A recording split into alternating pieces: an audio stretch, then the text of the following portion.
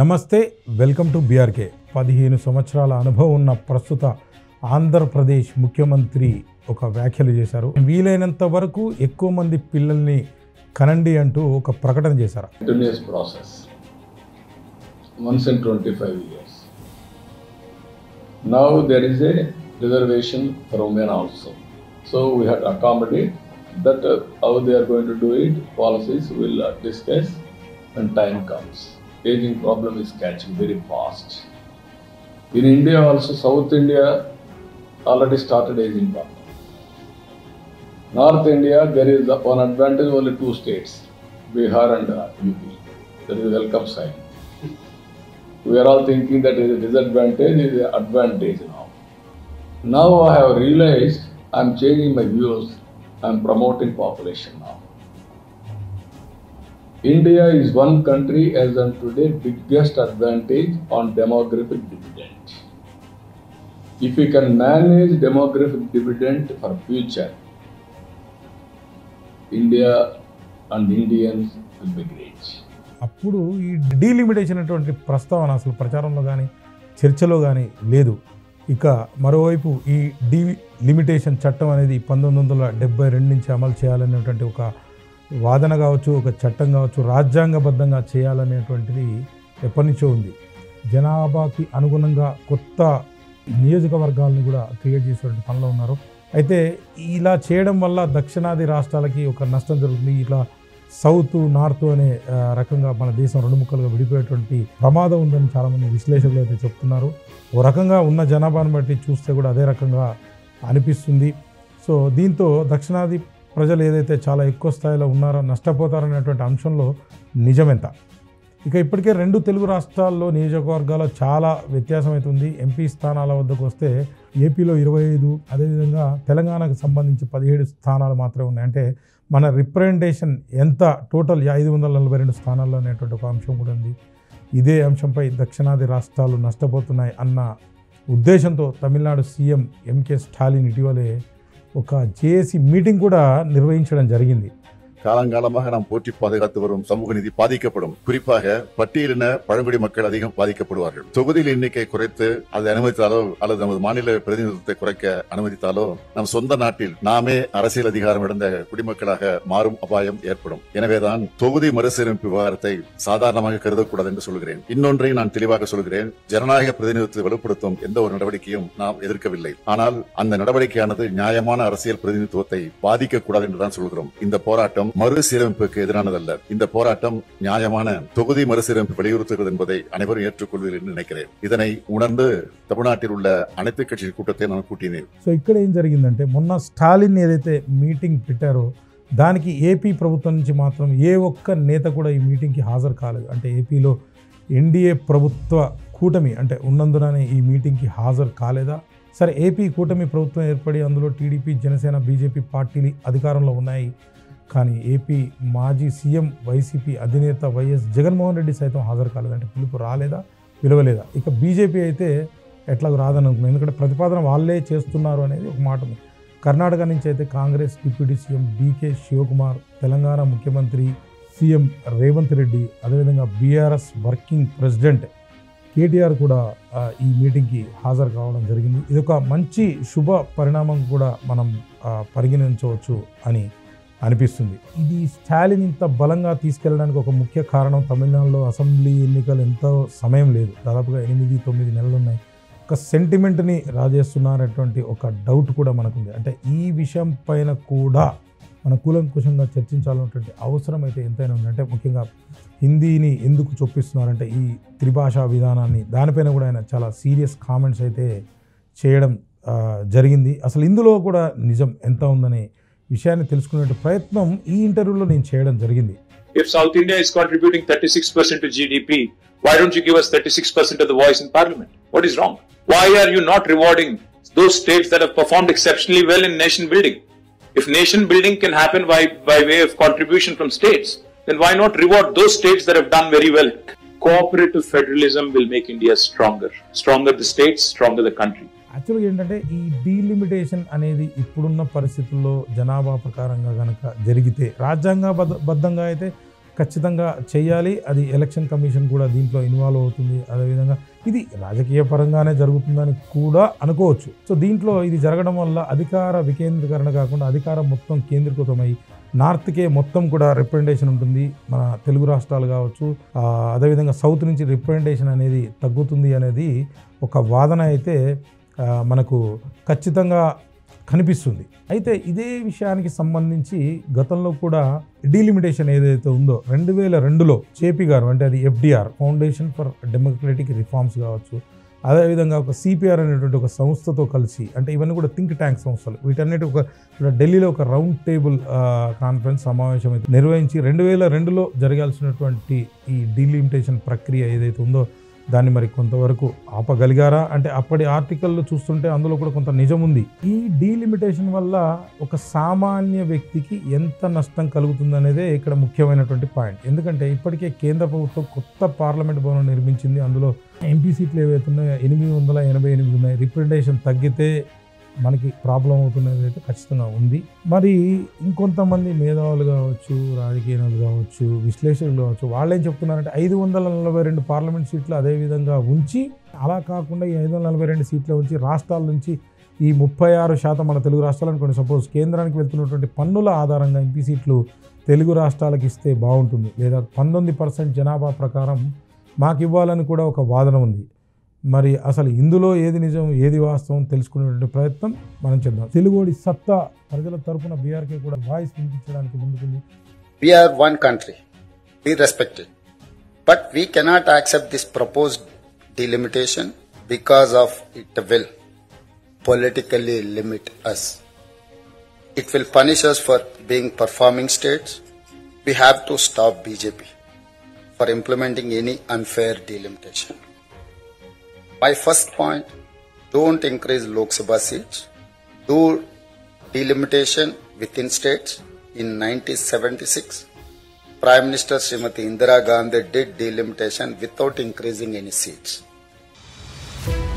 అందరిని కూర్చోబెట్టి పరిష్కారం చేయాలి, ఏదో ఒక పరిష్కారం సాధించాలి. 18 లక్షలుగా ఒక నియోజకవర్గాన్ని ఈ డీలిమిటేషన్ పద్ధతిలో కనుక ఆ కమిటీ ఏదైతే సిఫార్సు చేసిందో కొంత జరిగింది, కొన్ని చోట్ల జరగలేదు. అంతేగాని ఊరికే ఇట్లానే ఉండాలా, అలా చేయకపోతే అంత తెలుస్తాం, మెడ కోసుకుంటాం, దీన్ని నేను పూర్తిగా తిరస్కరిస్తాను. సో ఇదే జేపీ ఆ జేఏసీకి రేపు పొద్దున్న మద్దతు ఇస్తారా? ఏం చెప్తారు జేపీ గారు? అసలు వాళ్ళు లేదు సూళ్ళు లేదు మద్దతు మాట్లాడు. ఇది ఒక రాజకీయమైన అంశమే.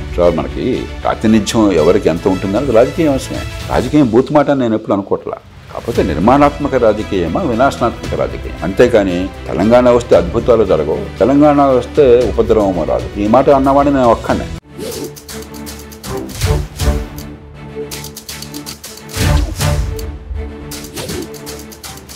సార్ జేపీ గారు నమస్కారం సార్. నమస్తే శ్రీనివాస్ గారు. సార్ అంటే నేను ముందు నా ఇంట్రోలో చెప్పినట్టు అంటే మొదటగా ఈ డీలిమిటేషన్ గురించి ఏదైతే ఉందో చంద్రబాబు నాయుడు గారు పై దాని గురించి చేద్దాం. ఆయన గతంలో ఒక 8-9 సంవత్సరాల క్రితం వ్యాఖ్యలు అయితే చేయడం జరిగింది. అంటే జనాభాని పెంచడానికి కావచ్చు, మరి ఏ రకంగా అన్నారో అప్పటికైతే అంతా నాయుడుజీ కామన్ మ్యాన్గా నాకైతే లేదు, మరి ప్రజలకు ఉందో లేదో అంటే కొంతవరకు అయితే లేదు. సో పిల్లల్ని ఎక్కువగా కనండి, పిల్లల్ని పెంచండి, ముగ్గురిని కనండి అవసరమైతే అని అన్నారు. ఆ వ్యాఖ్యలు చూస్తుంటే అంటే ఈ రోజున అది డీలిమిటేషన్కి ఏదైతే ఉందో అవసరం అవుతుందని ఆ ఉద్దేశంతో ఆయన ముందుగానే అన్నారా, దేనికన్నారో తెలియదు. ముందుగా అంటే దాని గురించి మాట్లాడిన తర్వాత ఈ డీలిమిటేషన్ ఎందుకు ఇప్పుడు తెరపైకి వచ్చింది, గతంలో అంటే 72 కావచ్చు, తర్వాత 2002లో ఇది చేయాలనుకున్నారు, ఎందుకు ఆగిపోయిందనే వివరాల గురించి మాట్లాడదాం. ముందుగా చంద్రబాబు నాయుడు గారి వ్యాఖ్యలు సరైనవి అంటారా, ఏం చెప్తారు మీరు? మనం కొంచెం నేపథ్యం అర్థం చేసుకోవాలి. 1800 సంవత్సరం అని కూడా మనం 100 కోట్ల జనాభాకి చేరలే మానవ సమాజం. 1800 నాటికి సుమారుగా 80 కోట్లు 90 కోట్ల మధ్య ప్రపంచ జనాభా అని చెప్పేది. బహుశా ఆనాడు మన దేశ జనాభా 15-20 కోట్లు ఉంటుంది, తెలియదు ఎవరికి, లెక్కలు జనాభా లెక్కలేవు. 1900 నాటికి 160 కోట్ల జనాభా అయింది. అంటే సుమారుగా 100 ఏళ్ల కాలంలో రెట్టింపైంది. అదే గొప్ప విషయం. 100 ఏళ్ల కాలంలో రెట్టింపే ఆ రోజుల్లో చాలా గొప్ప విషయం. మామూలుగా 1000 ఏళ్ల కాలానికి రెట్టింపు అయ్యేది గతంలో. 1900 నుంచి 2000 నాటికి 100 ఏళ్ల కాలంలో ప్రపంచ చరిత్రలో, మానవాళి చరిత్రలో గత 1,00,000 సంవత్సరాల్లో, 3000-2000 సంవత్సరాలు మాట్లాడలా, 1,00,000 సంవత్సరాల్లో ఈనాడు జరగని రీతిన 4 రెట్లు ప్రపంచ జనాభా పెరిగింది. 4 రెట్లు పెరిగింది.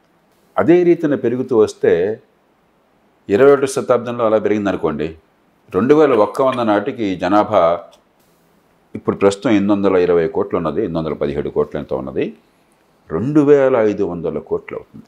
ఇక ఈ భూమి ఈ భారాన్ని భరించలేదు. ఇప్పటికే మనందరినీ ఏమంటాం, మనం క్షీరదాలు అంటాం. అంటే పాలిచ్చి పెంచేటు, అంటే జీవపరిణామంలో అత్యున్నత స్థాయిలో ఉన్నది క్షీరదాలు, మ్యామ్మల్స్ అంటాం.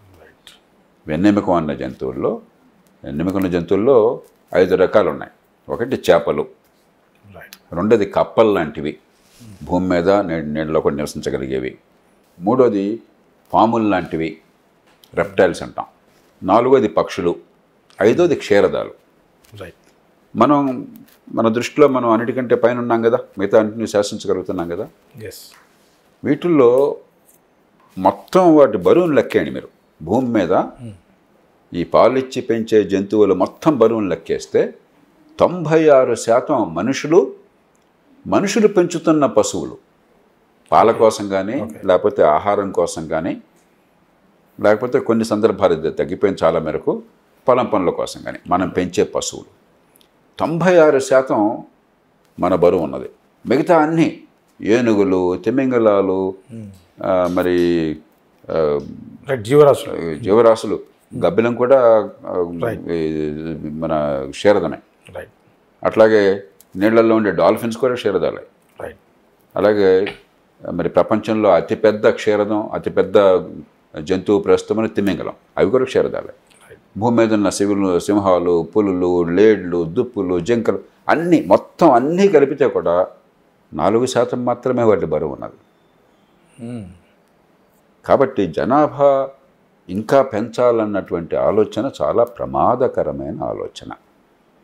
కొన్ని దేశాల్లో ఏమైందంటే, ప్రధానంగా తూర్పు యూరప్ దేశాల్లో, రష్యా లాంటి దేశాల్లో, యుక్రెయిన్ లాంటి దేశాల్లో, పశ్చిమ యూరప్ దేశాల్లో కూడా అక్కడ బాగా జనాల సంఖ్య తగ్గిపోయి కాలక్రమేణా పనిచేసే వయసులో ఉన్న వాళ్ళ సంఖ్య తగ్గిపోతుందని ఆందోళన అన్నమాట వాస్తవం. అలాగే జపాన్, అన్నిటికంటే ఎక్కువగా బహుశా సౌత్ కొరియా, దక్షిణ కొరియా, ఇటీవల కాలంలో వచ్చాను. మనం ఆ పరిస్థితులు లేము. ఇంకా ఈ దేశంలో జనాభా ఏడాదికి 2 కోట్లు పెరుగుతోంది. 2000 సంవత్సరంలో ఈ శతాబ్దం ప్రారంభం నాటికి మన దేశ జనాభా 105 కోట్లు, 106 కోట్లు, ఇప్పుడు 146 కోట్లు దాటింది. అంటే ఈ 25 ఏళ్లలో అమెరికా జనాభా కంటే ఎక్కువ కలిపాము ఈ దేశంలో. 30 కోట్లు. అమెరికా 33 కోట్ల జనాభా, 20 ఏళ్లలో మనం కలిపింది 40 కోట్ల 41 కోట్ల జనాభా. భూభాగం కూడా సగమే ఉంటుంది. సగం కాదు, భూభాగం మనకున్నది 32 లక్షల చదరపు కిలోమీటర్ల భూమి. అమెరికాకున్నది దాదాపు 1 కోటి చదరపు కిలోమీటర్లు, 3 రెట్లు భూభాగం ఉన్నది. వాళ్ళకి జనాభా 4వ వంతు ఉన్నది. ఒకటి. రెండోది, మన ఆంధ్రప్రదేశ్, తెలంగాణ, కర్ణాటక, తమిళనాడు, కేరళ అంటే కాస్త జనాభాను అభివృద్ధి చేసాం అనుకున్న రాష్ట్రాల్లో తీసుకుందాం.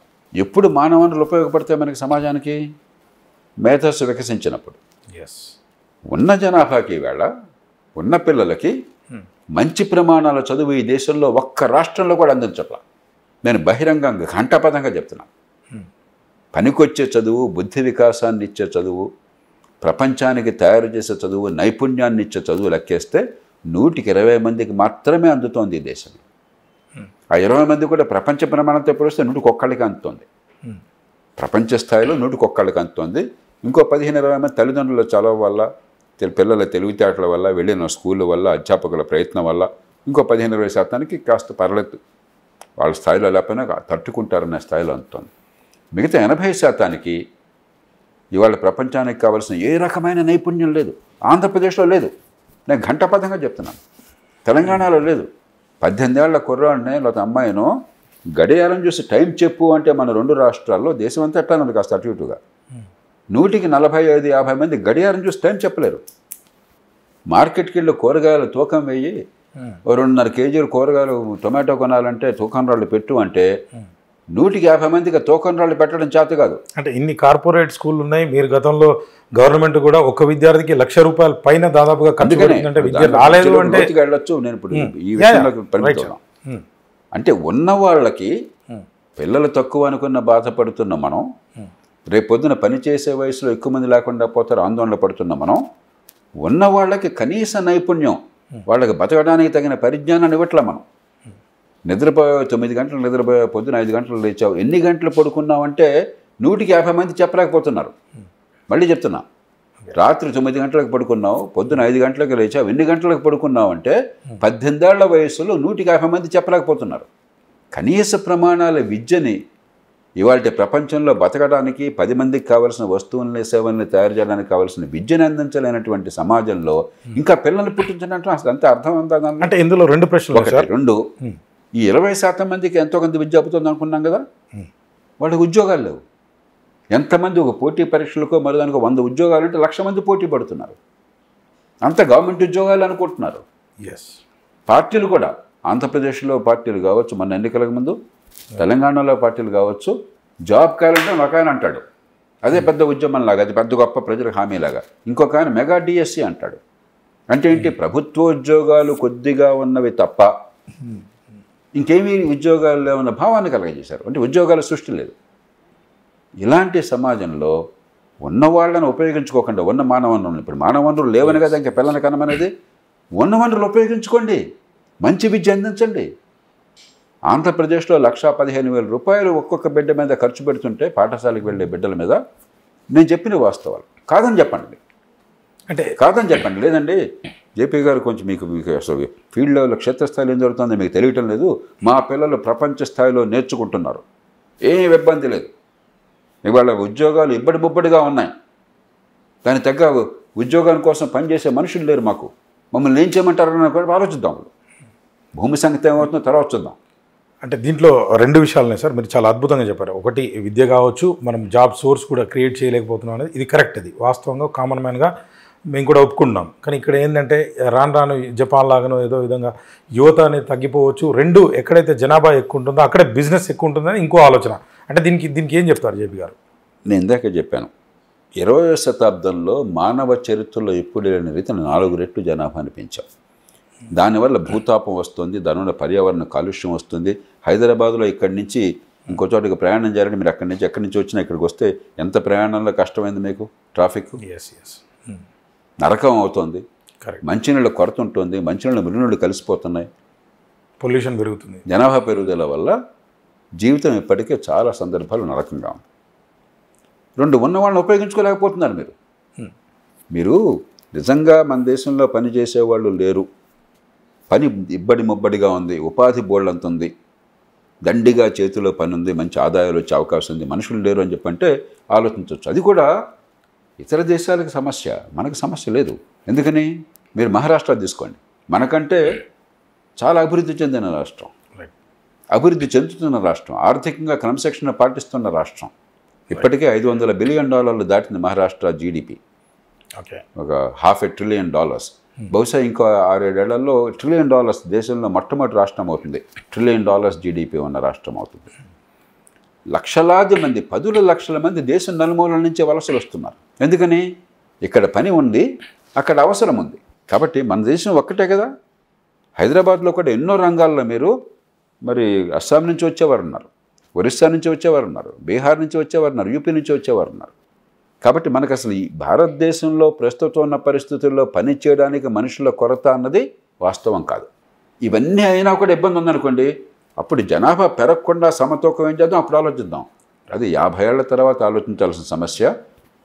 ఏది అందరికీ మంచి విద్య అందించాక, అందరికీ నైపుణ్యం వచ్చాక, ఉన్న జనాభాని మించి ఉద్యోగాలు ఉన్నట్లయితే అప్పుడు ఏం చేద్దామని అప్పుడు ఆలోచిద్దాం. ఇప్పుడు ఉన్నవాళ్ళకి విద్య అందించండి, ఉన్నవాళ్ళకి నైపుణ్యం ఇవ్వండి, ఉన్నవాళ్ళకి ఉపాధి కలిగించి ఏర్పాటు చేయండి. కొద్దిగా కొన్ని రంగాల్లో కొరతలుంటే దేశం ఇతర ప్రాంతాల నుంచి, రాష్ట్రంలో హైదరాబాద్ నగరం ఉంది, హైదరాబాద్ నగరంలో మాకు పనులు ఎక్కువ ఉన్నాయి, ఉపాధికి అవకాశం ఉంది కాబట్టి పిల్లల్ని కనని అంటామా? అరే విజయవాడ నుంచి రండయ్యా, ఇబ్రహీంపట్నం నుంచి రండయ్యా, హుస్నాబాద్ నుంచి రండయ్యా, మంచిర్యాల నుంచి రండయ్యా అంటున్నాం, వస్తున్నారు, అంతే కదా. కాబట్టి ఒక జిల్లా లోపల కానీ, ఒక రాష్ట్రం లోపల కానీ, ఒక దేశం లోపల కానీ ఎక్కడ అవకాశం ఉంటే అక్కడికి వెళ్ళిపోతారు జనం. ఇది ఉపయోగించుకోండి. ఇవన్నీ అయిన తర్వాత అప్పుడు జనాభా పెరగకుండా జనాభా స్థిరంగా ఉండేట్టుగా చేయడం కోసం అప్పుడు ఆలోచిద్దాం. అది భారతదేశానికి బహుశా ఇంకో 50 ఏళ్ల తర్వాత 70 ఏళ్ల తర్వాత ఆలోచించేది. మనకు లేని సమస్యను సృష్టించుకున్న సమస్య ఉన్నటువంటి యువతకి మేధస్సు వికసించేలా నైపుణ్యాన్ని ఇవ్వటం ఎట్లా, నైపుణ్యం ఉన్న వాళ్ళకి ఉపాధిని కల్పించడం ఎట్లా, వేగంగా ఆర్థిక ప్రగతిని సాధించి ఉపాధి ఆదాయాలు పెరిగేట్లు చేయడం ఎట్లా. మన సమస్య వేరు. దక్షిణ కొరియాలో ఉన్నాననుకోండి, దీని గురించి ఆలోచిద్దాం. ఏమైనా కొంతమంది పిల్లల్ని కానండి, లేదంటే ఇతర దేశాల నుంచి మనం వలసలు తీసుకొద్దామని చెప్పి ఆలోచించండి. మన దేశం సమస్య అది కాదు. మనం ఏంటంటే ప్రపంచం అంతా ఒక్కటే అయిపోయింది కాబట్టి సోషల్ మీడియా చూస్తాం, పత్రికలు చూస్తాం, ఎక్కడో ఎవరో ఈ దేశంలో సమస్యలు చెప్తారు. వాటి సమస్యలు మనం పట్టుకుంటాం. మన సమస్యను వాడు పట్టుకుంటాడు. మన సమస్య వేరు. ఇప్పటికి కూడా కటిక దారిద్ర్యంలో ఉన్న వాళ్ళు ఉన్నారు ఈ దేశంలో. ఇప్పటికి కూడా పోస్ట్ గ్రాడ్యుయేషన్ చేసి బంట్రోతు పదవి కోసం పోటీలు పరీక్షలు కూర్చునే వాళ్ళు ఉన్నారు. అంచేత మన సమస్యకి పరిష్కారం మనం కనుక్కోవాలి, కానీ ఏదో దేశంలో సమస్యకి అక్కడ కూడా ఈ పనులు చేయటల్లా మనం పరిష్కారం కనుక్కోక్కర్లేదు.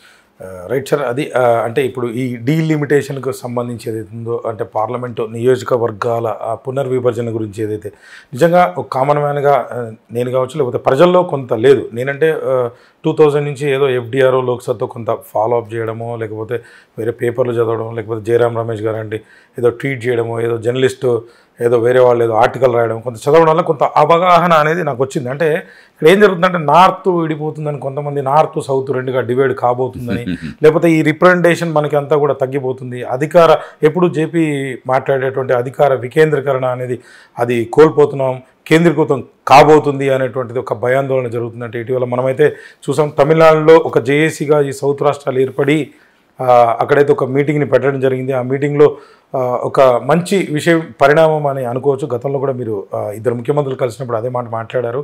అంటే ఇక్కడి నుంచి బీఆర్ఎస్ నుంచి కేటీఆర్ గారు కావచ్చు, ముఖ్యమంత్రి గారు కావచ్చు, అదేవిధంగా కర్ణాటక కావచ్చు, ఇట్లా వాళ్ళందరూ కూడా ఒక చోట కలిసి దీన్ని ఎదుర్కోవాలి అని అంటున్నారు. అసలు ఇందులో అసలు నిజం ఎంత ఉంది? ఇది 1972లో డీలిమిటేషన్ కమిటీ అని అక్కడి నుంచి దాదాపుగా 2002 వరకు వచ్చి ఆగిపోయినట్టుగా, ఆ 2002లో ముందు కొంచెం శ్రీనివాస్ నేపథ్యం అర్థం చేసుకోవాలి. ప్రపంచమంతటా మన దేశంలోనే కాదు, అన్ని ప్రజాస్వామ్య దేశాల్లో వయోజన ఓటు హక్కు ఉన్నప్పుడు వెళ్ళినప్పుడు ఏమయ్యేది? డబ్బున్న వాడికే ఓటు, ఆస్తున్న వాడికే ఓటు, లేకపోతే ఒక కుటుంబంలో పుట్టిన వాడికే ఓటు. వయోజన ఓటు హక్కు ఒక్కసారి రాలా. యూరప్లో ఉదాహరణకి బ్రిటన్లో 1215లో మ్యాగ్నా కార్టా అనేది ప్రజాస్వామ్యంలో తొలి అడుగు. ఆ ప్రజాస్వామ్యం అంటే మనలాగా వయోజన ఓటు హక్కు అలాగా అలా లేదు. కానీ ఒక రాజు అధికారానికి కొంచెం కళ్ళెం వేసి, అంతా రాజు చెప్పినట్టు కాకుండా, మరి సామాన్య ప్రజలకి ఏం అధికారం రాలే మ్యాగ్నా కార్టాలో. నోబుల్స్ అంటాం, అంటే చిన్న చిన్న సామంత రాజులు లాంటి వాళ్ళు, చోటా రాజులు, జమీందార్, మన జమీందార్ టైపులు లోకల్గా ఉన్నారు. వాళ్ళంతా రాజు కప్పం కట్టేవాళ్ళు, అలాగే రాజుకు సైన్యాన్ని సరఫరా చేసేవాళ్ళు. వాళ్ళు అయ్యా మరి మీరు రాజు కరెక్టేను, మేమంతా కూడా ఇక్కడ ఫ్యూడల్ ప్రభువులము, మీరు ఇష్టం వచ్చినట్టుగా ఆదేశం ఇచ్చి మా జీవితంలో ఏ రకమైన హక్కులు లేకుండా ఉంటే అట్లాగా మీకు చేసే పనులు మీరు ఉన్నాయి, మేము చేసే పనులు మాకున్నాయి. కాబట్టి మన ఇద్దరికి మంచి ఒక ఒప్పందం కావాలి. మ్యాగ్నా కార్టా అంటే ఒక ఒప్పందం. అక్కడి నుంచి ప్రజాస్వామ్యం తొలడుగులు వేసింది ఆధునిక యుగంలో.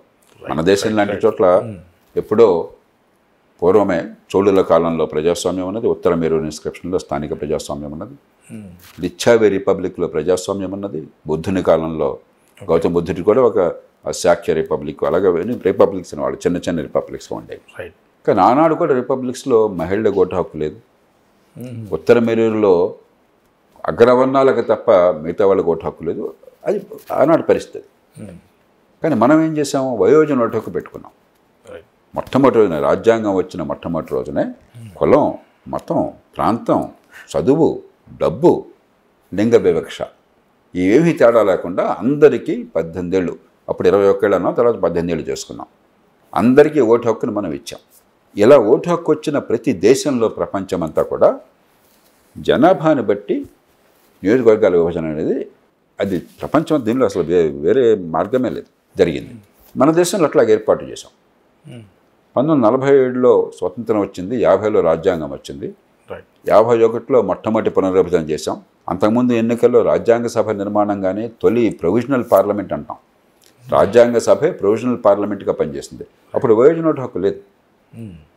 ఎక్కడెక్కడ చదువుకున్న వాళ్ళు, ఆస్తున్న వాళ్ళు, పన్నులు కట్టేవాళ్ళు కొంతమంది ఎన్నుకున్నారు. రాజ్యాంగ సభలో ఎవరిని కూడా సామాన్య ప్రజలు ఎన్నుకోవాలి. కానీ 52లో తొలి ఎన్నికల నుంచి మనం ఏం చేసాము? జనాభాని బట్టి లోక్సభ నియోజకవర్గాలు కానీ రాష్ట్ర అసెంబ్లీ నియోజకవర్గాలు కానీ జనాభాని బట్టి కాస్త సుమారుగా సమాన జనాభాకి ఒక నియోజకవర్గం ఉండేట్టుగా, ప్రతి నియోజకవర్గంలో కూడా సమానంగా జనాభా ఉండేట్టుగా మనం నిర్ణయించాం. అది గడిచింది. మంచి ఉద్దేశంతో 1976లో 42వ రాజ్యాంగ సవరణలో భాగంగా ఇందిరాగాంధీ గారు ప్రధానమంత్రిగా ఉండగా మరి జనాభా పెరిగిపోతుంది చెప్పాను కదా, జనాభా విస్ఫోటనం జరుగుతుందో. అలాంటి పరిస్థితుల్లో బహుశా రాజకీయంగా మీకు ఉన్న జనాభా కనుక పరిమితం చేస్తే రేపొద్దున జనాభా పెరిగితే కొత్తగా సీట్లు వస్తాయనే భావం కలగకుండా ఉంటే కొంతమంది జనాభా అదుపులోకి వస్తుందేమో అన్న ఆశతో ఒక రాజ్యాంగ సవరణ చేశారు. ఆ రాజ్యాంగ సవరణ చాలా దారుణమైన సవరణ. 42వ రాజ్యాంగ సవరణ భారతదేశ చరిత్రలో ఒక మాయని మచ్చ. కానీ దానిలో ఈ ప్రకరణంలో దురుద్దేశం లేదు. మిగతావన్నీ నియంతృత్వాన్ని తీసుకొచ్చే రాజ్యాంగ సవరణలో, కానీ ఈ అంశంలో దురుద్దేశం లేదు. ఓకే, అందరూ అంగీకరించారు. 25 ఏళ్ళు నడిచింది. ఈ లోపల ఏమైంది, గ్రామాల నుంచి పట్టణాలకు వలసలు పెరిగినాయి.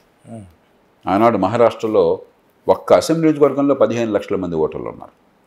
ఓటర్లే 15 లక్షల మంది ఉన్నారు. అలాగే రాష్ట్రాల్లో కొన్ని రాష్ట్రాల్లో కొంచెం వేగంగా జనాభా అదుపు కుటుంబ నియంత్రణ పాటించారు, కొన్ని రాష్ట్రాలు కొంచెం నెమ్మదిగా జరుగుతుంది. కానీ దేశమంతా కుటుంబ నియంత్రణ పాటిస్తున్నారు. ముందు మనం అర్థం చేసుకోవాలి, ఈ దేశంలో ప్రతి కులం, ప్రతి వర్గం, ప్రతి మతం, ప్రతి ప్రాంతం, ప్రతి భాష, అన్ని వర్గాలలో జననాల రేటు తగ్గుతున్నది. జనాభా అదుపులోకి వచ్చింది. మన అదృష్టం కొద్దీ ఈ దేశంలో మనం సాధించిన గొప్ప విజయాల్లో ఒకటి, పెద్ద హడావిడి లేకుండా, ఆర్భాటం లేకుండా, ప్రతిఘటన లేకుండా, హింస లేకుండా, బలవంతం లేకుండా జనాభాను అదుపు చేసేస్తున్నాం. అంటే సెన్సస్ జరగలేదు, కానీ ఒకవేళ జరిగితే ఇప్పుడు చైనానైతే మించి ఉన్నాం కదా సార్. మరి జనాభా ఇప్పుడు చైనా మనకంటే ఇంకెక్కువ అదుపు చేసింది. ఓకే, కానీ మనం కూడా 2.1 బిడ్డలు అంటే సగటున ఒక మహిళకి తన సంతానోత్పత్తి కాలంలో 2 కానీ పిల్లల్ని కన్నట్టయితే మరి ఆ భార్యాభర్తలకు 2 పిల్లలు ఉంటారు. వాళ్ళ ప్రతి మళ్ళీ భార్యాభర్తకి 2 పిల్లలు ఉంటారు. కాబట్టి జనాభా ఇప్పుడు కొంతకాలం పోయాక స్థిరీకరణ ఉంటుంది. రైట్. మనం దేశం మొత్తం చూస్తే ప్రస్తుతం 1.94 దగ్గర ఉన్నాం. అంటే దేశం మొత్తంలో ఇటీవల కాలంలో గత దశాబ్దంలోనే 2.1 కంటే తగ్గాం మనం. దాదాపు అన్ని రాష్ట్రాలు, ఒరిస్సా ఒకప్పుడు చాలా పేద రాష్ట్రం, వెనుకబడి రాష్ట్రం అంటున్నాం, ఒరిస్సా, లేకపోతే బెంగాల్, దక్షిణాది రాష్ట్రాలే కాదు, లేకపోతే మహారాష్ట్ర, గుజరాత్, పంజాబ్, ఢిల్లీ, మరి రాజస్థాన్, ఒకప్పుడు హిందీ ప్రాంతంలో కొంచెం వెనుకబడుతుంది అంటున్న వాళ్ళం, మధ్యప్రదేశ్, దేశంలో అన్ని రాష్ట్రాల్లో జనాభా అదుపులోకి వస్తుంది. 3 రాష్ట్రాలు కొంచెం ఇంకా టైం పడుతుంది, అవి కూడా తగ్గుతుంది. అంటే నాకున్న నాలెడ్జ్ ప్రకారం సౌత్ నుంచి అయితే కొంత, అదే 1972-76లో అయితే కొంత నియంత్రణ పాటించారు. మహారాష్ట్ర నార్త్ ఏదైతే ఉందో వాళ్ళు పాటించకపోవడం, సౌత్ నార్త్గా మీరు భావించబోకండి, తప్పు. మనకి ఈవేళ బెంగాల్లో మనకంటే తగ్గింది, మహారాష్ట్రలో తగ్గింది జనాభా పెరగటం. అట్లాగే పంజాబ్లో, హర్యానాలో, గుజరాత్లో, ఒరిస్సాలో చెప్పాను మీకు. చివరికి ఇటీవల కాలంలో మధ్యప్రదేశ్, రాజస్థాన్, ఛత్తీస్గఢ్ రాష్ట్రాల్లో కూడా, హిమాచల్ ప్రదేశ్లో 3 రాష్ట్రాల్లో ఇంకా 2.1 కంటే ఎక్కువ ఈ జననాలు, అంటే ఫెర్టిలిటీ రేట్ అంటాం ఇంగ్లీష్లో. అంటే ఒక మహిళ తన సంతానోత్పత్తి కాలంలో సగటున ఎంతమంది పిల్లల్ని కంటుంది? 2.1. ఎందుకంటే 2 అయినట్టయితే చిన్నతనంలో కొందరు చనిపోవచ్చు దురదృష్టంలో కారణం. కాబట్టి స్థిరంగా ఉండాలంటే 2 ఉండాలి మామూలుగా. కానీ ఇంకో 0.1 ఉంటే ఇలా మధ్యలో అకాల మరణాలు ఉంటే సరిపోతాయి. 2.1 ప్రపంచం అంతా కూడా ఇది స్టాండర్డ్ అనమాట. 3 రాష్ట్రాలు, దానిలో ఎక్కువగా ఉన్నది ఇంకా బీహార్ ఇంకా 2.8, 2.7 ఆ స్థానంలో ఉంది. కానీ తగ్గుముఖం పడుతుంది. బహుశా ఈ దశాబ్దంలో ఇంకొక 7-8 ఏళ్లలో తగ్గిపోతుంది. బీహార్ కొంచెం ఆలస్యంగా ఉన్నది. 2 ఉత్తరప్రదేశ్ 2.4 ఆ ప్రాంతాల్లో ఉన్నది. ఇంకో 3-4 ఏళ్లలో వాళ్ళు 2.1కి వచ్చేస్తారు. 3 జార్ఖండ్, వాళ్ళు కూడా సుమారుగా ఆ స్థాయిలో ఉన్నారు, ఉత్తరప్రదేశ్ లాగా 3-4 ఏళ్ళలో వచ్చేస్తారు. కాబట్టి గత 30-40 ఏళ్ల కాలంలో ఎన్నో తప్పులు చేసిన ఈ దేశంలో మనం సాధించిన ఘన విజయాల్లో ఒకటి జనాభా నియంత్రణ. మనకి రాజకీయంగా రకరకాలు ఉండొచ్చు, కానీ గొప్ప విజయాన్ని మనం పరాజయంగా మార్చబోకండి, ఓటమిగా మార్చబోకండి. విజయం కోరల్లోంచి ఓటమిని లాగబోకండి. ఈ దేశం మరి ఇంత పేదరికం ఉన్న దేశం, ఇంత విద్య లేని దేశం. మామూలుగా విద్య బాగా పెరిగితే, ముఖ్యంగా మహిళల విద్య బాగా పెరిగితే, ఆదాయాలు బాగా పెరిగితే, మంచి ఆరోగ్యం అందితే అప్పుడు జనాభా నియంత్రణలోకి వస్తుంది ప్రపంచం అంతా కూడా. మన దేశంలో ఈ 3 సరిగ్గా జరగల. విద్య ఎలా ఉంది ఇందాక చెప్పాను కదా, రైట్. సో పేదరికంగా కొనసాగుతుంది కదా. విద్య లేకపోతే మహిళల విద్య కూడా లేదు కదా, ఉన్నవాళ్ళ మహిళలకు ఇంకా తక్కువ ఉంది కదా విద్య ఈ దేశంలో, పేదరికం కొనసాగుతుంది కదా. అయినా కూడా రాజకీయంలో అందరం ఏకాభిప్రాయం ఉండటం చేత, సమాజంలో అన్ని వర్గాలు కలిసి రావడం చేత అద్భుతమైన విజయాన్ని భారతదేశం సాధించింది. ముందు అది గుర్తించాలి. మనమేదో గందరగోళ పడిపోయి కంగారు పడిపోయి లబోదీపం అంటాం కంటే ముందు ఇంత పేద దేశంలో ఇది గొప్ప విజయం. ఇది నా దృష్టిలో గత 34 గత 50 ఏళ్ళు 60 70 ఏళ్ళలో సాధించిన 3 గొప్ప విజయాలు. ఒకటి జనాభాని అట్టకే లబ్ధిలోకి తెచ్చాం. 1970ల దశకంలో 50 ఏళ్ల క్రితం నాలాంటి వాళ్ళంతా కూడా ఎంత పీడకలు వచ్చాయి మాకు. నేను కొన్ని ఏళ్ల పాటు మదన పడేవాడు, అయ్యో ఏమైపోతుంది జనాభా, ఈ దేశం ఏమైపోతుంది. అప్పుడు ఆనాడు 70 కోట్ల జనాభా ఉంది. ఇంతమంది పిల్లలు పుడితే ఏమవుతుంది, జనాభా విస్ఫోటం, భయం కలిగేది. అది పరిష్కారం అవుతుంది. 2 ఫెడరల్ వ్యవస్థ, ఆనాడు అంతా కేంద్రీకృత వ్యవస్థ. అంత ఇందిరాగాంధీ గారి కాలంలో పూర్తిగా ఢిల్లీ వారి చేతిలోని పెత్తనం. ఎన్టీ రామారావు లాంటి మహానాయకుడిని ప్రజలు ఇంత పెద్ద ఆదరణతో గెలిపిస్తే టక్కని ఒక కలం పూర్తి పీకి పారేశారు. ఓకే, ఈనాడు సాధ్యం కాదు. ఈనాడు ఒక రాష్ట్ర భవిష్యత్తు కేవలం రాష్ట్రం చేతుల్లో ఉంది, జాతీయ స్థాయి చేతుల్లో లేదు. ఓకే, ఒక రాష్ట్రంలో ఏ నిర్మాణం కావాలన్నా, ఏ మౌలిక సదుపాయాలు కావాలన్నా, ఆర్థికాభివృద్ధి కావాలన్నా, విధానాలు కావాలన్నా కూడా 100% రాష్ట్ర భవిష్యత్తు రాష్ట్రం చేతుల్లో ఉంది. నిఖార్స్గా ఈ మాట చెప్పగలను. అంటే అదేనా మీరు చెప్పేటువంటి అధికార వికేంద్రీకరణ? అంటే వికేంద్రీకరణ చాలదు. ఇది రాష్ట్రం దాటి కిందకి వెళ్ళాల. ఓకే, మన రాష్ట్రాలన్నీ కూడా మా ఇంటికి వస్తే మాకేం తెస్తావు, మీ ఇంటికి వస్తే మాకేం ఇస్తావు, ఢిల్లీ నుంచి మాకు కావాలని కోరుతున్నారు. ఖచ్చితంగా నేను దాన్ని సమర్థిస్తున్నాను. కానీ పంచాయతీలకి మున్సిపాలిటీలకి నిర్వీర్యం చేశారు. హైదరాబాద్ ఉంది, రైట్. ఒక్కసారి మేయర్ గారిని ప్రైవేట్గా అడగండి. మీరు పార్టీ వారిదే కావచ్చు, కరెక్ట్, కానీ ప్రైవేట్గా అడగండి. ఏముందండి మా ఊరికే పేరుకున్నాం అంత. గతంలో మీరు చెప్పారండి ఉత్సవ విగ్రహం అని. ఉత్సవ విగ్రహాలు. కాబట్టి ఏ పార్టీ ఉన్నా కూడా ఒక్క కేరళలో మినహాయిస్తే స్థానిక ప్రభుత్వాలు నిర్వీర్యమైన. కానీ 2వ స్థాయి వరకు బ్రహ్మాండంగా ఫెడరలిజం వికసించింది. 3వది మనం సాధించింది 50 ఏళ్ల క్రితం 40-50 ఏళ్ల క్రితం సాధించాం ఆహారం. ఎక్కడి నుంచో PL 480 పేరుతో దిగుమతి అయితే తప్ప ఇక్కడ ఇంట్లో పొయ్యిలో పిల్లి లేచేది కాదు. లక్షలాది మంది ఈ దేశంలో పాపం ఆకలి బాధకి తాళలేక కొంతమంది ప్రాణాలు కోల్పోయిన కొద్దిమంది ఉన్నారు, కానీ ఆకలితో ఉండేవాళ్ళు. ఆహారం స్వయం సంపన్నమైంది. మనం సాధించిన గొప్ప విజయాలు ఈ 3. దీనిలో మళ్ళీ ఓటమిని ఎతకపోకండి. అద్భుత విజయాన్ని సాధించాం. ఒక పేదరికం ఉన్న సమాజంలో, అజ్ఞానం తాండవిస్తున్న సమాజంలో, రాజకీయం అధ్వాన్నంగా ఉన్న సమాజంలో, అవినీతి ఉన్న సమాజంలో, నిరుద్యోగం ఉన్న సమాజంలో, విద్య అందని సమాజంలో ఈ 3 విజయాలు గొప్ప విజయాలు. ఇదొక విజయం. అదే సార్ నేను అనేది ఏమంటే, ఇప్పుడు 542 లోక్సభ స్థానాలు ఏదైతే మనకున్నాయో, మీరు చెప్తున్నటువంటి 2002కు ముందే 18 లక్షలుగా ఒక నియోజకవర్గాన్ని ఈ డీలిమిటేషన్ పద్ధతిలో కనుక ఆ కమిటీ ఏదైతే సిఫార్సు చేసిందో కొంత జరిగింది, కొన్ని చోట్ల జరగలేదు. ఉదాహరణకి ఇప్పుడు మన దగ్గర మల్కాజ్గిరిలో అత్యధిక జనాభా ఉన్న నియోజకవర్గం 30 లక్షలు దాటింది జనాభా. డబుల్, ఆల్మోస్ట్ చెప్పిన కమిటీ చెప్పిన దానికంటే డబుల్ ఉంది. అది కరెక్టే. కానీ ఇప్పుడు ఇక్కడ మరి ఆ పరిస్థితి, ఈ భయాందోళన, తమిళనాడులో మీటింగ్ పెట్టడం, లేకపోతే ఇదే జేపీ గారు 2002లో సిపిఆర్ అనే ఒక సంస్థతో ఎఫ్డిఆర్ అనే సంస్థ 2 కలిపి ఒకటి ఢిల్లీలో మరి ఒక రౌండ్ టేబుల్ మీటింగ్ ఎందుకు పెట్టాల్సి వచ్చింది? మరి ఈ జేపీ గారే నేను దాన్ని ఆపేటువంటి ప్రయత్నం ఆ రోజున చేయాల్సింది ఎందుకు వచ్చింది? 84వ రాజ్యాంగ సవరణ ప్రధానంగా వచ్చింది శివరామకృష్ణ గారు నేను పూనుకోవటం వల్ల. దానిలో అక్కడ ఆనాటి ప్రభుత్వం ప్రతిపక్ష నాయకులతో నాకున్న సంబంధాల వల్ల ప్రధాన పాత్ర నేను లోక్సత్తా తరఫున నిర్వహించాను. ఆనాడు ఏమిటంటే వాజ్పేయి ప్రభుత్వం కలగోరగంప, ఎన్నో పార్టీలతో సంకీర్ణ ప్రభుత్వం ఏర్పడింది. కాబట్టి ఎవరు గట్టిగా తుమ్మినా కూడా ప్రభుత్వం పోవచ్చు. రెండోది 1998లో పొఖరాన్ అణు విస్ఫోటం వల్ల మనం బహిరంగంగా ప్రకటించకపోయినా అణుబాంబులు మాకున్నాయన్న విషయాన్ని ప్రపంచానికి తెలియజేశాం. అబ్దుల్ కలాం గారు ఉన్నప్పుడు 98లో దానివల్ల ప్రపంచం అంతా మన మీద ఆంక్షలు విధించింది. అమెరికా కానీ మరి పాశ్చాత్య దేశాలు కానీ మనకి ఆర్థిక సాయం అందకుండా, అంతకుమించి సాంకేతిక సాయం అందకుండా మనకి ఆంక్షలు విధించాలి. చాలా సంక్షోభంలో ఉన్నాం. ఆ కారణంగా నేను శ్రీరామకృష్ణ గారు కూర్చుని జాతీయ స్థాయిలో సదస్సులు చాలా పెట్టాం. దానిలో మరి ఆనాటి న్యాయశాఖ మంత్రి అరుణ్ జైట్లీ గారు, ఎల్కే అద్వానీ గారితో చాలా డీటెయిల్ కూర్చున్నాము. తర్వాత మొత్తం జాతీయ స్థాయి ఎన్నికల సంఘంలో 3 సభ్యులప్పుడు ఎన్నికల సంఘం ప్రధాన ఎన్నికల కమిషనర్గా లింగ్డో గారు ఉండేవారు. లింగ్డో గారు, కృష్ణమూర్తి గారు అనుకుంటాను, బహుశా 3వ ఆయన ఆయన కూడా తర్వాత చీఫ్ ఎలక్షన్ కమిషనర్ అయినారు. ఆయన ముగ్గురు దానిలో పాల్గొన్నారు. తర్వాత అన్ని రాష్ట్రాల నుంచి రాష్ట్ర ఎన్నికల సంఘాలను పిలిచాం. ఎగ్జాక్ట్. ఎందుకంటే అప్పటికి రాజ్యాంగ సవరణ 93-94 సంవత్సరాల్లో జరిగి 73-74 సవరణ వచ్చింది. అంటే స్థానిక ప్రభుత్వాలకు రాజ్యాంగ ప్రతిపత్తి వచ్చింది, రాష్ట్రాలకు మళ్ళీ ఎన్నికల కమిషన్ ఏర్పాటు చేశారు.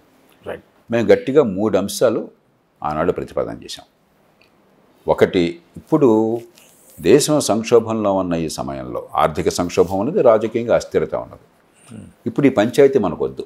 మళ్ళీ ఉత్తరాది దక్షిణాది కొన్ని రాష్ట్రాలకు సీట్లు తగ్గినాయి, కొన్ని రాష్ట్రాలకు పెరిగినాయి. ఈ గొడవ ఉంటే రాజకీయంగా కూడా దేశం నిలవలేదు. ఇవాళ ఆర్థికంగా పతనం అవుతుంది, కష్టకాలంలో ఉన్నాం కాబట్టి ఇది వద్దు అనేది మొట్టమొదటి వాదన. 2, ప్రతి 10 ఏళ్లకి ఇక నుంచి ఇప్పుడు సీట్ల సంఖ్యను మనం స్థిరీకరిద్దాం, రైట్, అది పార్లమెంట్ ఇష్టం. కానీ సీట్ల సంఖ్య ఎంతైనా కూడా అసెంబ్లీ కానీ లోక్సభ కానీ ప్రతి 10 ఏళ్లకి జనాభా లెక్కలను బట్టి మనం పునర్విభజించేద్దాం. అప్పుడేమవుతుంది, ఇప్పుడు ఆనాడు ఆంధ్రప్రదేశ్లో 42 సీట్లు ఉన్నాయి, ఇప్పుడు 2 రాష్ట్రాలు కలిపితే 42 సీట్లు ఉన్నాయి. ఈ 42 సీట్లు అలాగే కొనసాగినా కూడా నగరాల్లో ఒక సంఖ్య, గ్రామాల్లో ఒక సంఖ్య ఉండాల్సిన అవసరం లేదు. ఎస్. మనకి అసెంబ్లీ కానీ లోక్సభకు కానీ. కాబట్టి జనాభా రాష్ట్రం లోపల మారుతోంది, గ్రామాల నుంచి పట్టణాలకు పోతోంది. మల్కాజిగిరి ఎందుకని అంత పెద్ద పెరిగింది? హైదరాబాద్ కోర్ ఏరియాలో పెద్ద జనాభా పెరగల. Yes yes. కొత్తగా వలసలు ఉభయ రాష్ట్రాల నుంచి, ఈనాటి ఉభయ రాష్ట్రాలు, ఆనాటి ఆంధ్రప్రదేశ్ అన్ని ప్రాంతాల నుంచి, అయితే దేశంలో ఇతర ప్రాంతాల నుంచి వచ్చిన వాళ్ళు అత్యధికులు ఎక్కడికి వెళ్ళారు? ఈ కోర్ ఏరియా బయటికి వెళ్ళారు, విస్తరించిన ఏరియా. ఎందుకంటే ఇక్కడ కొత్తగా ఇంకేం లేదు కదా. మీరు పంజగుట్టలో, ఇప్పుడు ఇక్కడ మనం ఉన్నాం, పంజగుట్టలో సోమాజిగూడలో ఉన్నాం, ఇక్కడ కొత్తగా ఎంతమంది వస్తారు? వేగం ఉంది ఇళ్ళు. కాబట్టి గ్రీన్ ఫీల్డ్ డెవలప్మెంట్ జరిగింది. సహజంగానే కొత్త వలసలన్నీ కూడా అక్కడ చేరినాయి కాబట్టి మల్కాజిగిరి జనాభా అంత పెరిగింది.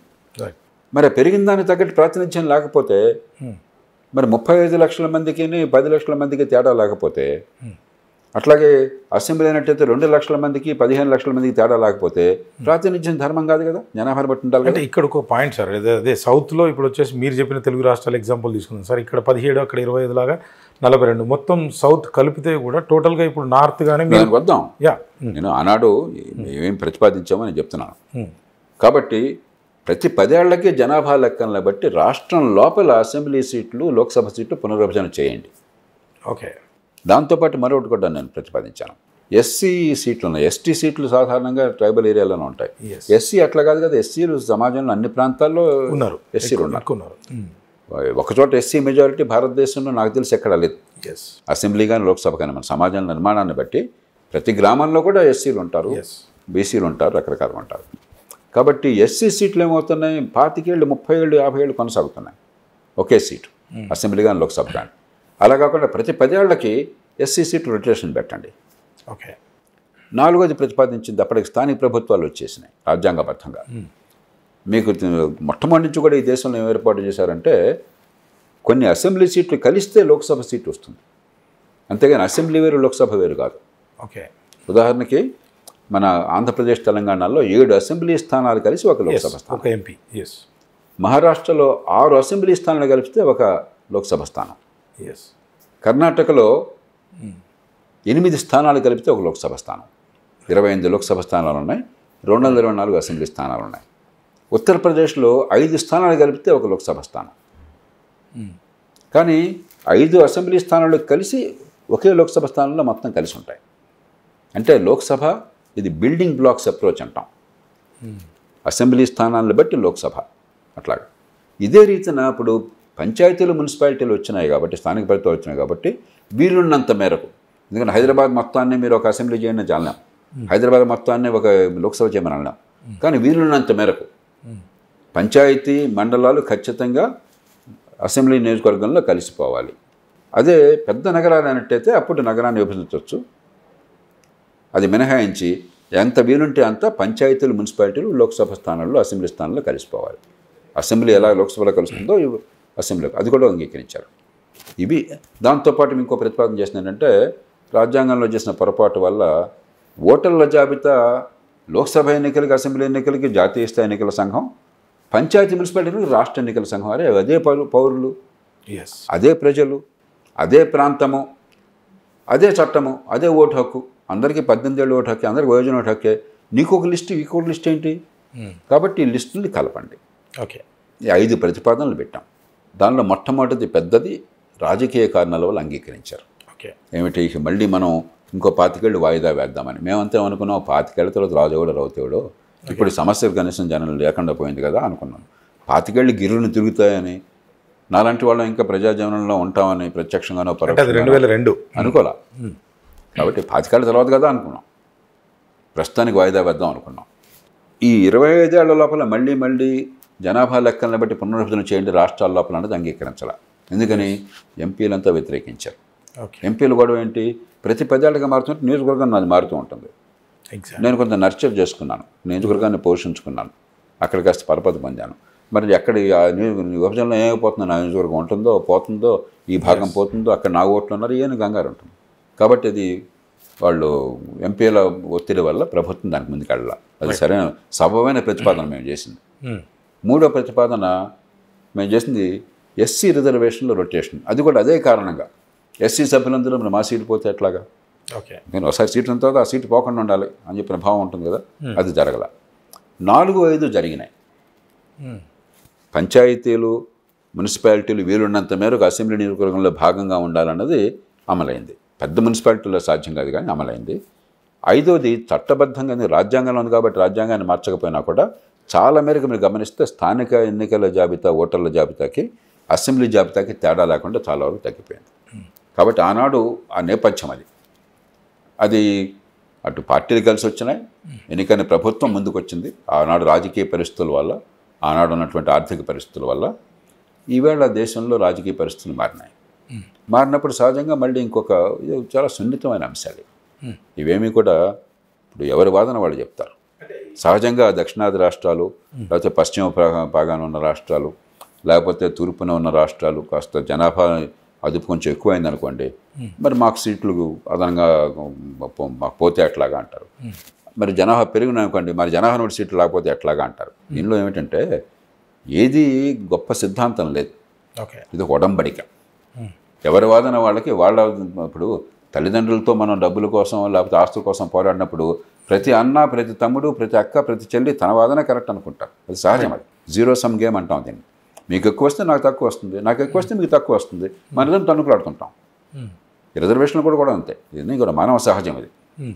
కాబట్టి వీటిని చాలా సున్నితమైన సమస్యలు, అందరిని కూర్చోబెట్టి పరిష్కారం చేయాలి, ఏదో ఒక పరిష్కారం సాధించాలి. దీనికి తాబట్టిన కుందేటికి 3 కాళ్ళు అనకుండా 2 పక్కల నుంచి కూడా కొంత ఇచ్చిపుచ్చుకునే ధోరణి కావాలి.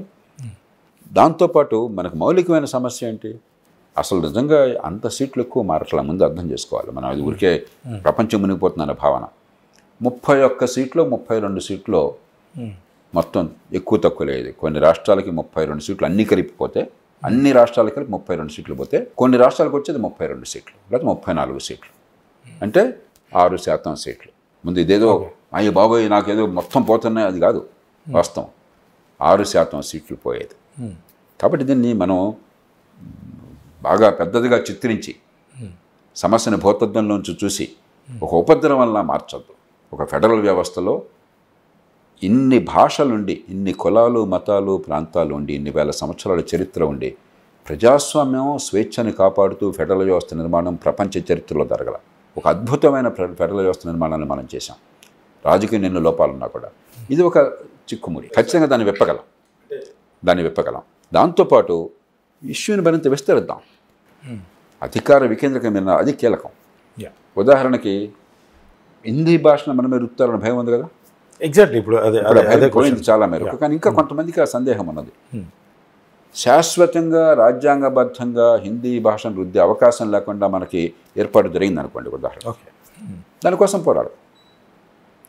రాష్ట్రాలకు చెందిన అంశాల మీద అధికారం ఢిల్లీ తీసుకునే అవకాశం లేకుండా శాశ్వతమైన ఏర్పాటు, ఇక దాన్ని మార్చాలని ఏర్పాటు జరిగింది అనుకోండి, దాన్ని మనం స్వీకరిద్దాం. స్థానిక ప్రభుత్వాలు, పంచాయతీ మున్సిపాలిటీల ఏర్పాటులో పెద్ద తప్పిదం జరిగింది. ఈ మాట నేను ఒక్కడనే దేశంలో మళ్ళీ చెప్తోంది. మంచి ఉద్దేశంతో చేసినా కూడా జరిగినటువంటి పర్యవసానం చాలా చెడ్డది. ఏ రాష్ట్రానికి ఆ రాష్ట్రానికి స్వేచ్ఛనిచ్చి, మీ రాష్ట్ర అవసరాలను బట్టి, మీ చరిత్రను బట్టి, మీ సంస్కృతిని బట్టి, మీ సమాజాన్ని బట్టి మీరు స్థానిక ప్రభుత్వాలను ఏర్పాటు చేసుకోండి. కానీ విధిగా ఆ ప్రభుత్వాలకు అధికారం ఉండాలి, జవాబుదారితనం ఉండాలి. ఇది పార్లమెంట్ చేయాల్సిన పని. అలా చేయకుండా మీ పంచాయతీలో, మీ ఊళ్ళో, మీ రాష్ట్రంలో మీ పంచాయతీ ఎన్ని కట్టగలపాలో వాడు రాజ్యాంగంలో పెట్టాడు. ప్రపంచంలో మరే దేశంలో ఆ పని చేయాలి. అది చాలా ఆలోచన చేసిన పని కాదు. నేను ఎక్కువ పరుషమైన పదాలను వాడదలుచుకోలేదు. అంటే మీరు అనేది స్థానిక ప్రభుత్వాలకి అధికారం ఇవ్వమంటారు. కంప్లీట్ అధికారం ఇవ్వాలి. అధికారం ఇవ్వటం కాదు, నిర్మాణం మీరు నిర్ణయం చేశారు. సభ్యులందరూ కూడా ఈ సమితి లేక మండలం అధ్యక్షులు. అంటే ఏమిటి, లింకులు ఉండేవి. ఇక్కడ బాధ్యత మీది, అదే సమయంలో పై స్థాయిలో అధికారం మీది. ఇక్కడ బాధ్యత మీది, పై స్థాయిలో అధికారం మీది. అప్పుడేమైంది, అందరూ కలిసి సమన్వయంగా పనిచేసిన అవకాశం దక్కేది. ఇప్పుడు ఏం చేశారు, సర్పంచ్కి మండలంలో స్థానం లేదు, ఆయన్ని ఇన్వైట్ చేస్తారు. చట్టంలో ఒప్పుకుంటే సర్పంచ్ గారికి మండలంలో ఒక ఆహ్వానితుడిగా ఉంటుంది. మండలంలో నిర్ణయాలన్నీ కూడా మండల ప్రెసిడెంటు, మండల సభ్యులు, ఎంపీటీసీ అదేదో పెట్టారు. మండలాధ్యక్షుడికి మళ్ళీ జిల్లా పరిషత్తులో సంబంధం లేదు. జిల్లా పరిషత్తుకి వేరే సభ్యుడిని మళ్ళీ ఎన్నుకుంటారు. ఇలా తలతెక్కిగా చేశారు. అంటే ఎంపీటీసీ జెడ్పీటీసీకి అసలు ఏం పని లేదు కదా సార్, ఖాళీగానే ఉంటారు కదా. అదే అంటే ఇప్పుడు అసలు మన దేశ అవసరాలు ఏమిటి చాలా మందికి తెలియదు. ఎంపీటీసీ జెడ్పీటీసీ అని హైదరాబాద్.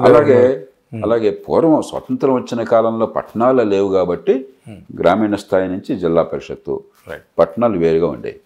ఇప్పుడు గ్రామాలు, పట్టణాలు అన్ని చోట్ల పట్టణాలు వస్తున్నాయి. పట్టణానికి ఒక ప్రభుత్వం స్థానికంగా ఉండేనండి, గ్రామాలకు ఒకటి. కానీ మొత్తం కలిపి జిల్లా ఏర్పాటు చేసినప్పుడు అన్నీ కలపాల్సింది. అన్ని స్థానిక ప్రభుత్వాలు కలిపి జిల్లా స్థాయి ప్రభుత్వం ఏర్పాటు చేయాల్సింది. అది పాఠశాల చేశారు కాబట్టి గుడ్డిగా ఎవడు అధికారులు తయారు చేశారు. బుర్ర లేనివాడు, అనుభవం లేనివాడు, దురుద్దేశం లేదు. దురుద్దేశం లేకపోయినా మాత్రం చేత మూర్ఖుల పని వల్ల నష్టం జరగదనుకోబోకండి. మూర్ఖుడి చేతుల్లో గొడ్డలుంటే అరే నాకు దురుద్దేశం లేని వాడు ఇలా ఊపాడంటే తలకాయ దిగుతుంది. కాబట్టి దురుద్దేశం లేదు, దీనిలో రాజకీయ దురుద్దేశం లేదు, పక్షపాతం లేదు, మూర్ఖత్వం అన్నది, అజ్ఞానం అన్నది.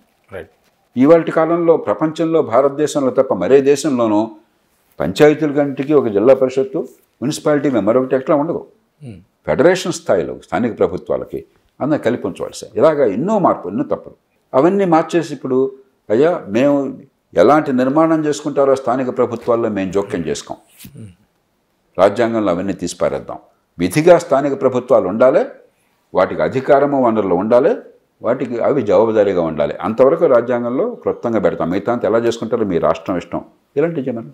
సో మనం ఇట్లాగా సమగ్రంగా ఈ ఫెడరల్ వ్యవస్థలో ఇవాళ పరిస్థితుల్లో రాష్ట్రాల హక్కుల్ని కాపాడాలి, మరి రాజకీయంగా ఒక ఒప్పందం సాధించాలని చెప్పంటే చాలా లోతుగా ఆలోచించాలి తప్ప ఇది ఉత్తరాది దక్షిణాది 2 సీట్లు పెరిగేవాడు ఇది పెరగాలని కోరుకుని గట్టిగా అంత తెలుస్తానని హోంకరించడం, 2 సీట్లు తగ్గుతాయంటే తగ్గేవాడు ప్రాణం భోజనాన్ని ఒప్పుకొని గొంతు కోసుకుంటానని హోకరించడం, ఇది విజ్ఞాన లక్షణం కాదు, చిన్నపిల్లల లక్షణం. జేపీ గారు దీని గురించి మాట్లాడే ముందు 2-3 అంశాలు, అంటే అది పొలిటికల్ అనుకోండి, వేరే రకంగా అనుకోండి, మాకు అర్థమైన రీతిలో మాత్రం ఇప్పుడు బీఆర్ఎస్ కావచ్చు, జేఎం రమేష్ కావచ్చు, యోగి గారు కావచ్చు, ఇట్లా రకరకాలైనటువంటి ప్రతిపాదనలు, అంటే మీరు ఇందాక చెప్పినట్టయితే రాష్ట్రాల్లో ఉన్నటువంటి నియోజకవర్గాల సైజు ఎక్కువగా ఉన్నప్పుడు దాంట్లో నుంచి అంటే ఎమ్మెల్యేలుగా కొంతమంది పెంచడం, కొన్ని అయితే ఆర్టికల్ 3 ప్రకారంగా రాష్ట్రాలని విభజించి ఇట్లా చేసుకోవచ్చు అనడం, ఇంకొంతమంది అయితే 36% ఏదైతే ఆదాయం మనం స్టేట్ నుంచి ఇస్తున్నామో ఆ ప్రకారం ఇవ్వడం, ఇంకొంతమంది అయితే 19% ఏదైతే ఉందో ఆ ప్రకారంగా మనం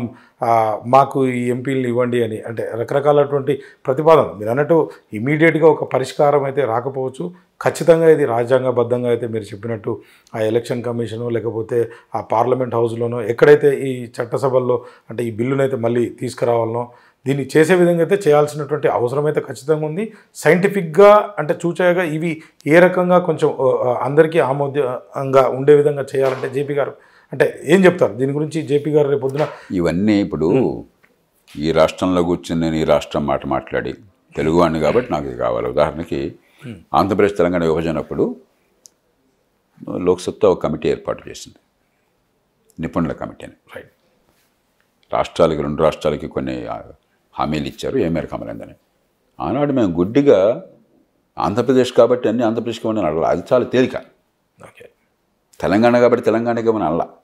అప్పుడు మీ మాటకి పెద్ద విలువ ఉండదు, మీరు మాట చెప్తారు, ఇంకో రాష్ట్రం కూడా వాడికి కావాలంటాడు. తుంగభద్ర నీళ్ళు ఉన్నాయి, కర్ణాటక కూడా పోతే ఒక్క నీళ్ళు కిందకి వెళ్ళని అంటాడు, ఆంధ్రప్రదేశ్ పోతే ఒక్క నీళ్ళు రాకపోతే ఊరుకొని అంటాడు. కావేరీ జలం ఉంది, కర్ణాటక పోతే మా పొలాలు ఎండిపోతే మేము అంటాడు. వాడు పేట్రియాటు, రాజకీయంగా పెద్ద పర్పస్ సాధిస్తాడు. తమిళనాడులో అదే పార్టీ వాడు వచ్చి ఇక్కడ రాకపోతే ఊరుకొని అంటాడు, వాడు పెద్ద పేట్రియాటు. కాబట్టి ఇది చాలా తేలిక. మన రాష్ట్రము, నా భాష, నా ప్రాంతము, నదీ జలాల్లో నా వాటా, ఇలా జనాన్ని రెచ్చగొట్టడం చాలా చవకబారైన పని. దానికి పెద్ద తెలివితేటలు అక్కర్లేదు, విశ్వసనీయత అక్కర్లేదు. మనం ఒకటి మన ప్రయోజనాలను కాపాడుకోవాలి. దక్షిణాది రాష్ట్రాలు కావచ్చు, పశ్చిమ రాష్ట్రాలు కావచ్చు, తూర్పు రాష్ట్రాలు కావచ్చు. 2 ఏకాభిప్రాయాన్ని దేశంలో సాధించాలి. 3 దేశ ఐక్యతని కాపాడాలి. 4 దేశ భవిష్యత్తుని కాపాడాలి. ఇవన్నీ కాపాడాలంటే ఇలాగే చేయండి అని నాలాంటి వాళ్ళని కూడా నోటుకొచ్చినట్టు మాట్లాడితే సరైనది కాదు. ఎక్కడ ఏ రకమైనటువంటి చర్చ జరపాలి అలాంటి చర్చ జరపాలి. అందరినీ ఒప్పించాలి. ఒక కన్సీలియేషన్, అన్ని ప్రయోజనాలని కూడా సమన్వయం చేయాలి. ఈ దేశ భవిష్యత్తుని కాపాడే మంచి ఫలితాలు తీసుకోవాలి. దానికోసం మరి గతంలో 1924 రాజ్యాంగ సవరణ 2003లో వచ్చింది. 2000 నుంచి ఆ తతంగం జరిగింది. దానిలో కీలక పాత్ర వహించిన మన కేసీ రామకృష్ణ గారు నాతోటి ఆనాడు పోరాడిన మనిషి ఇవాళ మన మధ్య లేరు. కాబట్టి ఖచ్చితంగా పౌరులంగా, పౌర సమాజంలో భాగంగా మా ప్రయత్నాన్ని మేము చేస్తాం. అంతేగాని ఊరికే ఇట్లానే ఉండాలా, ఇలా చేయకపోతే అంత తేలుస్తాం, మెడ కోసుకుంటాం, దీన్ని నేను పూర్తిగా తిరస్కరిస్తున్నాను. అంటే నేనేం చెప్తున్నా అంటే తమిళనాడులో లాగానే హైదరాబాద్లో కూడా అంటే ఈ వచ్చే వారం 10 రోజుల్లో ఒక జేఏసీ కమిటీగా అంటే ఈ సౌత్ రాష్ట్రాలు ఏవైతే ఏర్పడి అంటే దీనిపైన చర్చ పెట్టి దీన్ని కొంత వ్యతిరేకించే దిశగా అయితే వెళ్తున్నారు. ఇదే జేపీ 2002లో ఇది ఇప్పుడు ఫలితాలు ఇవ్వదు, దీన్ని కొంత ఆపే ప్రయత్నం చేద్దాం, ఇది తర్వాత ఇంకో 20 సంవత్సరాల తర్వాత ఆలోచిద్దాం. ఎవరు మాట్లాడలేదే? అదే సార్, అంటే ఏ రాష్ట్రం నుంచి ఎవరు మాట్లాడారు? ఇదే జేపీ ఆ జేఏసీకి రేపు పొద్దున్న మద్దతు ఇస్తారా? ఏం చెప్తారు జేపీ గారు? అసలు వాళ్ళు లేదు, సూలు లేదు, మద్దతు మాట్లాడుతున్నారు. నాకు అర్థం కావట్లేదు మీరు చెప్పేదంటూ. ఈ దేశ ప్రయోజనాలని, ఫెడరల్ వ్యవస్థ ప్రయోజనాలని, దేశ ఆర్థిక భవిష్యత్తుని, ఈ సమాజంలో ఐక్యతని పెంచటం మనందరి కర్తవ్యం. ఆ కర్తవ్యాన్ని గత 30 ఏళ్లుగా ఎలా లోక్సత్తా ఉద్యమం, ప్రజాస్వామ్యపేట నిర్వహిస్తున్నాయో ఇప్పుడు కూడా చేతనైన మేరకు నిర్వహిస్తాయి. అంటే నేను చివరిగా తమిళనాడు అనేది అంటే త్వరలో ఎలక్షన్స్ ఉన్నాయి, దానికోసం తమిళనాడు స్టాలిన్ కావచ్చు ఇంకా మిగతా వాళ్ళు కావచ్చు రాజకీయం చేస్తున్నారా అంటే ఏ రకంగా చూడొచ్చు? దాన్ని కూడా ఇప్పుడు ఇది ఒక రాజకీయమైన అంశమే. ఓకే, ఆఫ్టర్ ఆల్ మనకి ప్రాతినిధ్యం ఎవరికి ఎంత ఉంటుందని అది రాజకీయ అంశమే. రాజకీయం బూత్ మాట నేను ఎప్పుడు అనుకోవట్లా. నేను నోటి నుంచి చెప్పిన రాజకీయం తప్పన్న మాట వచ్చిందా? కాకపోతే నిర్మాణాత్మక రాజకీయమా, వినాశనాత్మక రాజకీయమా? దేశ ఐక్యతని, సమగ్రతని పెంచే రాజకీయమా, దేశ ఐక్యతను తుంచే రాజకీయమా? భవిష్యత్తుని కాపాడే రాజకీయమా, భవిష్యత్తుని నాశనం చేసే రాజకీయమా? అది తప్ప ఏ అంశము ప్రజల పన్నుల డబ్బు విషయం కానీ, ప్రజల ప్రాతినిధ్యం కానీ రాజకీయం కాకుండా ఉండదు. కాకపోతే నేను కోరేది తాత్కాలిక ప్రయోజనాల కోసం సంకుచిత రాజకీయం వద్దు. దేశంలో కులాలో, మతాలో, ప్రాంతాలో, భాషల పేరుతో విభజనలు వద్దు. మనకు కొన్ని సమస్యలు ఉంటాయి, అన్నదమ్ముల మధ్య సమస్యలు ఉంటాయి. ఈ 75 ఏళ్లలో ఎన్ని పొరపాట్లు జరిగినా కూడా దేశంలో ఈ ఫెడరల్ వ్యవస్థను కాపాడడంలో, అన్ని వర్గాల ప్రజలను కాపాడడంలో అన్ని పార్టీలు అద్భుతమైన చాతుర్యాన్ని ప్రదర్శించారు. రిజర్వేషన్లు ఉన్నాయి. ప్రపంచంలో మరెక్కడ ఇంత పెద్ద ఎత్తున రిజర్వేషన్లు ఇంత గొడవ లేకుండా అమలు కావట్లేదే. ఎన్నో రకాలుగా మతాల్లో కానీ, మత సాంప్రదాయాల్లో కానీ చెడు నిర్జించడం కోసం ఎన్నో చట్టాలు వచ్చినాయి, సంస్కరణల కోసం. ప్రపంచంలో ఎక్కడ దానికోసం గందరగోళం, ప్రపంచంలాగా ఎక్కడ గందరగోళం కాలేదు. ఈ దేశంలో ఎన్నో దేశాల్లో కత్తులు పట్టుకు కళ్ళు నూరుతున్నారు. మహిళలకు గర్భస్రావ హక్కు ఉన్నది.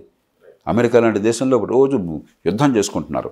ఈ దేశంలో, ఇంత నిరుపేద దేశంలో, ఇంతటి సాంప్రదాయబద్ధమైన దేశంలో, ఇంత మతం, ఇంత తీవ్ర ప్రభావం ఉండి దేవుడంటే నమ్మకం అన్న దేశంలో ఒక్కచోట హింస చెలరేకుండా నిశ్శబ్దంగా 1971లోనే మహిళగా హక్కు ఇచ్చి దాన్ని అద్భుతంగా కాపాడుతున్నామే.